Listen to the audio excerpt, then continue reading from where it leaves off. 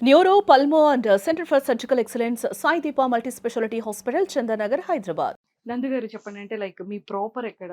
అంటే లైక్ మీ main education base background, birth family అంతా వడ్లపూడి అండి. పెద్ద వడ్లపూడి మంగళగిరి దగ్గర ఉంటది. హ్మ్. పేరెంట్స్ మేము కాలేజ్ టైమ్‌కి విజయవాడ వచ్చారు. అక్కడే ఉంటున్నారు. వాళ్ళతో మేము ఎడ్యుకేషన్ అంతా కాలేజ్ విజయవాడే. నాకో సిస్టర్ ఉంది. అండ్ నా husband Guntur. Proper base Guntur నుంచే. ఓకే. అక్కడే చదువు ఎడ్యుకేషన్. మెడ్రాస్‌లో ఎంసీఏ చేశాడు. దెన్ యూకే ఎళ్ళాం. ఓకే. సో యూకే ఎళ్ళినాక యూకే కష్టాలు అనేది కూడా నేను ఆల్రెడీ ఛానెల్‌లో ఆ! అందరూ చూసే ఉంటారు. 16 ఇయర్స్ 18 నేనెళ్ళి 18 ఇయర్స్ అయింది. ఆ! తనెళ్ళి 20 ఇయర్స్ అయింది. ఓహ్! తనెళ్ళినాక 2 ఇయర్స్‌కి మేము పెళ్లి చేసుకున్నాం. ఓకే. లవ్ మ్యారేజా? అరేంజ్ లవ్ మ్యారేజ్ అండి. ఇది ఒక్కసారి ఒక ఫ్యూ వర్డ్స్‌లో మీ లవ్ స్టోరీ ప్లీజ్. అబ్బా! ఫస్ట్ ఎవరు యాక్చువల్‌గా తనని మిస్ అవుతున్నా ఇక్కడుంటే. తన రియాక్షన్‌ని మిస్ అవుతున్నా. యాహ్! అంటే ఎవరు ప్రపోజ్ చేశారు? ఇదే 20 ఏళ్ళేంటి పెళ్ళికి ముందు ఒక 6 ఇయర్స్ అనుకోండి. 26 ఇయర్స్ నుంచి అర్థం గాని క్వెషన్ ఇది.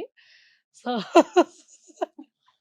సో ఇప్పుడే మా వాడు గూడా ఎప్పుడు అదే అర్థం కాదంటాడు. అంటే వీడికి చెప్తాం అంటే పెద్దవుతున్నాడు కదా! హ్మ్. అట్‌లీస్ట్ వాళ్ళకి తెలియాలి.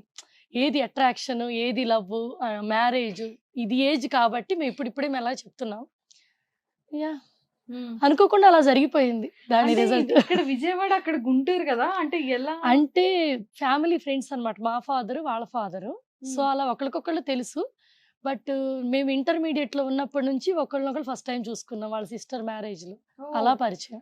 అంటే ఫస్ట్ లవ్ సైటా? అలా అని కాదండి. జస్ట్ ఫ్రెండ్లీగా పరిచయము. ఓకే. సో, ఆ పరిచయము కొన్ని రోజులకి మాట్లాడుకున్నాక ఒకళ్ళనొకళ్ళు అర్థం చేసుకుంటున్నామని తెలిసి లెటర్స్ రాసుకోవటం మొదలుపెట్టాం. సో, అప్పట్లో వాట్సాప్, ఈ సోషల్ మీడియా కాదు ఏం కదా! లేదు. లెటర్స్. ఆ! సో, ఒకళ్ళ ఒపీనియన్స్, ఒకళ్ళ ఇష్టం తెలుసుకోవడానికి మొత్తం లెటర్‌లే. AP, Telangana and Madras postal డిపార్ట్‌మెంట్‌కి దండం పెట్టాలి. ఎవ్రీ 3 రోజులకి ఒక లెటర్ రాసుకునేవాళ్ళం. ఇన్ని లెటర్స్ అయినియి. లాస్ట్ టైమ్ ఇండియా ట్రిప్‌కొచ్చినప్పుడు మా ఫాదరు మా రూమ్‌లో ఆ లెటర్స్ అన్ని తగలబెట్టేస్తావా? పట్టుకెళ్ళిపోతావా? చెదలబట్టేస్తుంది అని తిట్టారనమాట. So many letters. అంటే ఒక 5 ఇయర్స్ మా ఇద్దరి అభిప్రాయాలన్నీ లెటర్స్‌తోనే అనమాట. సో ఒక ఎగ్జాంపుల్ అండి. మనం ఒక నావెల్ చదివినప్పుడు ఎక్కువ కనెక్ట్ అవుతాం కదా! సో మన మనసులోవన్నీ రాసేటప్పుడు ఎక్కువ కనెక్ట్ అవుతాం. సో అలానే ఎక్కువ డెప్త్ తెలుస్తది. ఎదుటి అవును. మనిషి మనసులో ఏముందో. యెస్. సో అది ఎక్కువ బ్యాలెన్స్ చేసింది. ఇప్పుడు సోషల్ మీడియా లవ్ అనుకోండి. Like a typing. ఎమోజిలో ఫీలింగ్ చెప్పటం. రియల్లీ ఆ ఫీలింగ్ మనకుండదు. సింపుల్ మనం బాధపడుతున్నాం అంటే ఒక ఏడుపు సింబల్ పెడతారు. రియల్లీ మనం ఏడవం గదా! అవును. అదే లెటర్‌లో మనం బాధతో ఏడుస్తుంటే మన డ్రాప్స్ కూడా లెటర్ మీద పడతాయి. So, it's a emotional feel. Inside నుంచి వస్తదది. యెస్. సో, ఆ వే ఆఫ్ లవ్. అంటే ఓల్డ్ లవ్‌లేండి. ఐ డోంట్ నో ఇప్పుడు. లవ్‌కి ఓల్డ్, న్యూ ఏం లేదండి. కానీ అప్పుడున్న ప్యూరిటీ లవ్ ఇప్పుడు నవే డేస్‌లో లేదు. డెఫినైట్‌లీ. ఆ ఇప్పుడు లవ్ అంతా అంతా లైక్ ఏంటి సెక్యూర్ లవ్ చూసుకుంటున్నారు. యెస్. అమ్మాయైనా, అబ్బాయైనా వాళ్ళకి ఫ్యూచర్ సెక్యూర్‌గా ఉంటుందా లేదా? Then we can go for అన్నట్టుంది. సెక్యూర్ లవ్ ఉండాలి. ఆ లవ్‌లో యాటిట్యూడ్స్ ఉంటాయి. లవ్‌లో హ్మ్. ఇగోస్ ఉంటాయి. అథారిటీస్. అప్పట్లో ఓహ్! లవ్ ఏంటంటే అండి, కనీసం ఒకళ్ళనొకళ్ళు టచ్ కూడా చేసుకోము. జస్ట్ కలిసి కూర్చొని మాట్లాడుకుంటాం. సో, కళ్ళతోనే ఉంటది ఎక్కువ. అంటే మేము అసలు 2 నెలలకు ఒకసారి చూసుకుంటాం. చూసుకున్నది చాలు ఇంగంతే. సో, అంతే. It's different. సో ఇంతకి ఎవరు ప్రపోజ్ చేశారు? ఆహ్, ఎవరం చేసుకోలేదు యాక్చువల్‌గా. ఎలా అంటే, "నువ్వు నన్ను లవ్ చేస్తున్నావా?" అని తను అడిగాడు. నేను "నీకు తెలీదా?" అన్నాను. అంతే. ఇంకక్కడి నుంచి మారిపోయింది లైఫ్. అయిపోయింది. అదే ఈడికి గూడా అర్థం కావట్లే ఎప్పటికి. అసలు ఇది ఎవరు అవునా? ప్రపోజ్ చేసినట్టని. అంటే తనే ప్రపోజ్ చేసినట్టు. ఆహ్, ఏమో తెలీదు. తనెప్పుడు ఏది ఎక్స్‌ప్రెస్ చేయడు. హ్మ్. బట్ సో తను ఎంతసేపు నన్నెక్కువ ఇష్టపడటము, నేనెక్కువ ఇష్టపడటం అని కాదు కానీ, బట్ తనని నేను ఫస్ట్ ఇష్టపడ్డాను.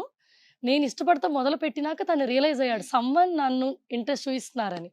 అందుకని ఫ్రెండ్లీగా మాటల్లోని "నువ్వు నన్ను లవ్ చేస్తున్నావా?" అని అడిగాడు. "నీకు తెలీదా?" అని నేనన్నాను. అంతే. అంతే. సో కట్ జస్ట్ చేస్తే ఒక చిన్న స్మైల్ దట్స్ ఇట్. అక్కడి నుంచి తనొక అడ్రెస్ ఇచ్చాడు. మనం అప్పుడప్పుడు మనసులో ఉన్నయి మాట్లాడుకోవాలంటే లెటర్స్ రాసుకోవచ్చని. సో, అట్లా అప్పటి నుంచి లెటర్లు. అప్పటి నుంచి లెటర్స్ రాసుకోవడం స్టార్ట్ అయింది. మా పేరెంట్స్‌కి వెంటనే చెప్పాము. ఇద్దరిళ్ళలో వెంటనే చెప్పాం. వాళ్ళదే చెప్పారు. చదువుకోండి, చక్కగా సెటిల్ అవ్వండి. అప్పటికి మీ ఇద్దరు స్టిల్ ఇష్టపడుతుంటే మేము హ్యాపీ. హ్మ్. ఇద్దరి సైడు ఏమీ ప్రాబ్లమ్ లేదు. హ్మ్. మా మదర్ వాళ్ళు, మా అత్తగారు వాళ్ళు అందరంటే వాళ్ళ ఫ్రెండ్స్ కాబట్టి. అవును. అవును. సో, కాతే ఒకటే అన్నారు. ఇది లవ్ మ్యారేజ్ అని అనటము, అరేంజ్డ్ అనటము కాదు. సెటిల్ అయినాక ఇష్టపడి చేసుకుంటే టుగెదర్ అందరం కలిసి ఇష్టపడే పెళ్లి చేస్తాం అన్నారు. సూపర్. సో మరి ఇక్కడ నుండి బ్రదర్ యూకే వెళ్ళేటప్పుడు ఆ హ్మ్. ఫీల్ మీకెలా అనిపిచ్చింది?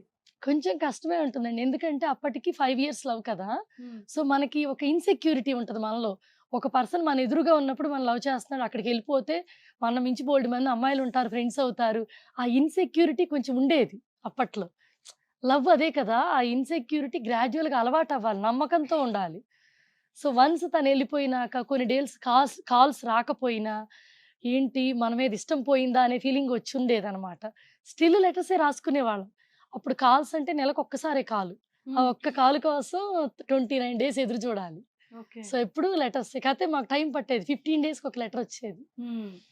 హార్డ్. అప్పుడు అలా మీరు ఒక వర్డ్ చెప్పారు కదా, హ్మ్. అక్కడికి వెళ్ళారు, అమ్మాయిలు పరిచయం అవుతున్నారేమో, హ్మ్.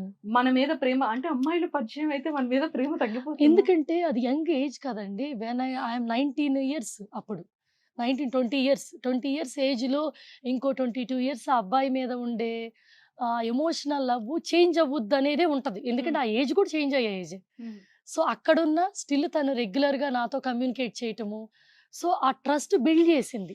మనిషి ఎంతన్నా దూరం ఉండని, సో, ప్రేమనేది ఎక్కడున్నా ఉంటదని. ఇప్పుడు అలా అనుకుంటే తను వాళ్ళ రూమ్స్‌లో అమ్మాయిలు, అబ్బాయిలు అందరూ కలిసుండే రూమే.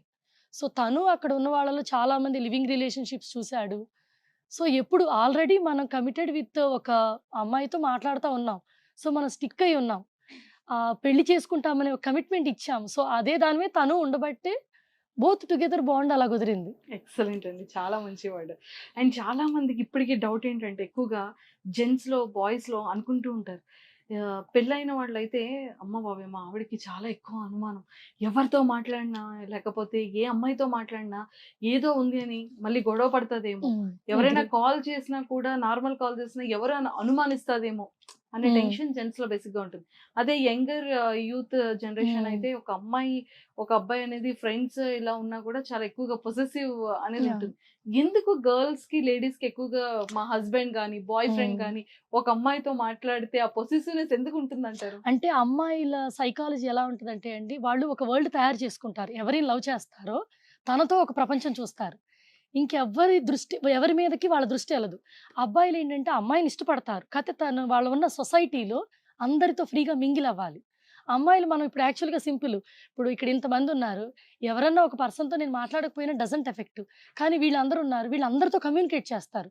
మెన్ మెంటాలిటీ ఏంటంటే they will mingle with everyone. అవును. వుమెన్ మెంటాలిటీ ఏంటంటే ఏ పర్సన్‌తో ఉంటదో ఆ సరౌండింగ్‌లో ఒక వరల్డ్ తయారు చేసుకుంటది. ఆ పర్సన్ అది దాటి బయటికెళ్తుంటే రిసీవ్ చేసుకోలేరు. అది వుమెన్ మెంటాలిటీని అబ్బాయి అర్థం చేసుకుంటే ఎక్కడ నెగటివిటీ రాదు. సో, ఇప్పుడు తను ఎవరన్నా ఇప్పుడు ఒక హీరోయిన్‌ని చూసి ఎగ్జాంపుల్. తనకు అందరు హీరోయిన్‌ల పేరు తెలుసు.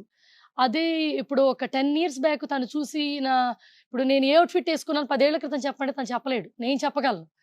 సో, అదే ఏదైనా సినిమాలో ఈ సినిమా హీరోయిన్ పేరు చెప్పంగానే లటుక్కుని చెప్పేస్తాడు.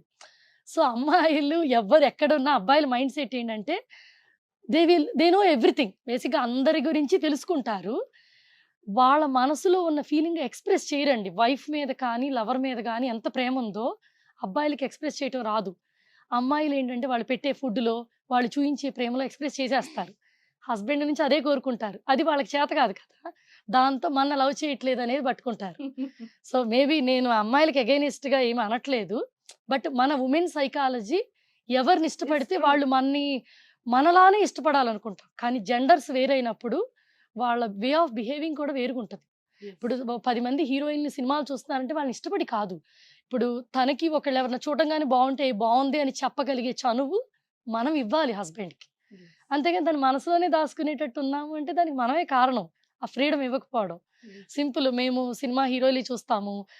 'ప్రభాస్‌వి' గాని, 'అల్లు అర్జున్' గాని మా పిల్లలు చూస్తుంటారు. ఏదన్నా ఔట్‌ఫిట్ స్టైలిష్‌గా ఉంటే వావ్! భలే ఉన్నారు కదా! హ్యాండ్సమ్‌గా అని మేము చెప్పుకుంటాం. నా హస్బెండ్ ముందే నాకది బాగుందని చెప్పడానికి ఆ ఔట్‌ఫిట్ నాకేమని అనిపిచ్చదు. వాళ్ళు హ్యాండ్సమ్‌గా ఉన్నారని అనటానికి కూడా నాకేం అనిపిచ్చదు. ఓన్లీ రీజన్ ఆ కంఫర్ట్ జోన్ తనకి ఉంది. అవును. మనం ఒక పర్సన్‌ని మనస్ఫూర్తిగా ఇష్టపడుతున్నాం అనేది తెలిసినప్పుడు, మిగతా వాళ్ళదదంతా ఏంటంటే it's way of attractive appreciate చేయటం. అవును. అంతేకాని అది లవ్ కాదు కదా! యెస్. ఆ బాండ్ ఉన్నంత వరకు రిలేషన్ మధ్య ఏం ప్రాబ్లమ్ ఉండదు. ఎక్సలెంట్ అండి. Nice words. అందరికి అర్థమవుతుంది. నిజంగా. అంటే అమ్మాయిలకి అగైనిస్ట్ అనేది అసలు కాదు. హ్మ్. అది ఉన్న ఫ్యాక్ట్ అది. ఎందుకంటే అమ్మాయిలు వాళ్ళేసుకునే డ్రెస్‌లో మా హస్బెండ్ గాని, మా బాయ్ ఫ్రెండ్ గాని ఎంత బాగున్నావు నువ్వు అని చెప్తే చాలు వాళ్ళకి అదొక వాళ్ళకది హ్యాపీనెస్. చేత కాదు యాక్చువల్‌గా చెప్పటం. వాళ్ళు చెప్పలేరు. ఇప్పుడు నేనిక్కడికి రెడీ అయ్యి వస్తున్నాను కదా! అన్నీ బానే ఉన్నాయి. అంతా సెట్ రెడీగున్నానా? ఎక్కువ రెడీ అయ్యానా? బాగున్నా ఎట్లాగో బానే ఉన్నావులే పద అనేస్తాడనమాట. నాకేమి అనిపించదు దానికి. ఎందుకంటే వాళ్ళంత ఫోకస్ చేయలేరు. యెస్. సో అది డిపెండింగ్ ఆన్ రిలేషన్షిప్ అండి. చాలా మంది నా హస్బెండ్ డ్రెస్ బాగుందనడు, షాపింగ్‌కి తీసుకెళ్ళడు అనుకుంటారు. సో ఇంకా అది వాళ్ళకి చేత కాదు అంతే. అంతే. కొంతమంది మాత్రమే ఫోకస్ చేయగలుగుతారు. ఇప్పుడు మధు కూడా షాపింగ్‌కి వస్తాడు. నేను కొనుక్కునే వాటి మీద కూడా ఏం ఫోకస్ చేయడు. హ్మ్. నేను ఇది బాగుందా అంటే తల అటు చూడకుండానే ఇట్లా చూసి అంతే. హ్మ్. సో తను ఇంకా దాన్ని మనం యాక్సెప్ట్ చేయాలి. ఎండ్ ఆఫ్ ది డేకి తను బాగోలేదు అన్న మనం ఆగుతామా? మనకు నచ్చిందే కదా కొనేది. మళ్ళీ ఏమంటే హస్బెండ్ బాగోలేదు అన్నదాన్ని పట్టుకొని మళ్ళీ గుంజుకొని గోల పెట్టుకుంటాం. సూపర్ అండి. సో ఎలా ఉంటుంది? సుమన్ టీవీలో మీ పర్సనల్ అండ్ బిజినెస్ ప్రమోషన్స్ కోసం కింది నెంబర్కి కాంటాక్ట్ చేయండి.